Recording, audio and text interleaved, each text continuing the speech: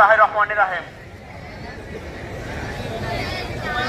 আমরা সর্বপ্রথম আল্লাহ রাব্বুল আলামিনের কাছে শুকরিয়া জানাচ্ছি যে আমাদের নেত্রী দেশনেত্রী বেগম খালেদা জিয়া গত 23শে নভেম্বর যখন এভার কেয়ার হসপিটালে ভর্তি হন, গত 3 দিন আমাদের নেত্রীর অবস্থা খুবই খারাপ ছিল।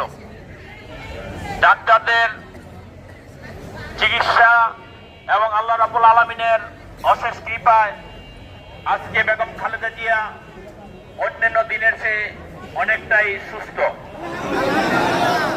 আমরা আল্লাহ রাব্বুল আলামিনের কাছে শুকরিয়া জানাচ্ছি এই কারণে যে বেগম খালেদা জিয়ার শরীরের অবস্থা কিছুটা উন্নতি হওয়ার কারণে আজকে রাতে ভোর 5টায় আমরা শুনেছি, ভোর 5টায় দেশনেত্রী বেগম খালেদা জিয়ার উন্নত চিকিৎসার জন্য লন্ডনের উদ্দেশ্যে রওনা হবেন।